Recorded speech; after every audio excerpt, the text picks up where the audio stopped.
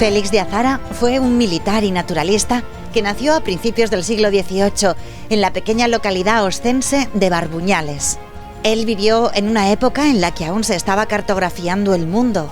Era poco lo que se conocía de África, muchos los enigmas de los mares lejanos como el Pacífico, y en América eran escasamente conocidas regiones como Alaska, Patagonia o la Amazonia. Un hombre que quiere ser, no se sabe muy bien el qué, no le admiten en una academia en la que quiere entrar por exceso de edad.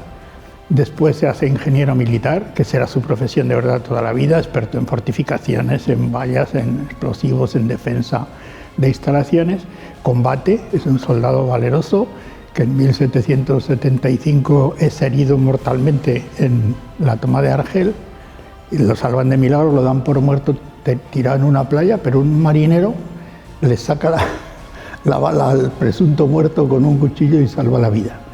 Y luego está 21 años contra su voluntad, porque él pensaba que iba por unos meses, explorando para el rey de España las fronteras del Uruguay, del Paraguay y del Brasil en litigios contra Portugal, y allí se convierte en una fuente inagotable de conocimientos de algo que él no conocía, que son las ciencias naturales.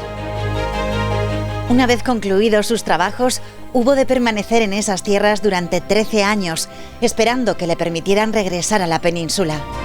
Ese tiempo lo dedicó Azara al estudio sistemático de la flora y la fauna de la América Meridional, desde Paraguay al Río de la Plata. Sin conocimientos previos ni bibliografía que consultar, armado solo con su voluntad, unas enormes ganas de conocer y su pasión por aquellas recónditas tierras salvajes, se dispuso a estudiar su biodiversidad. Es verdad que Darwin lo cita varias veces en sus importantísimas obras.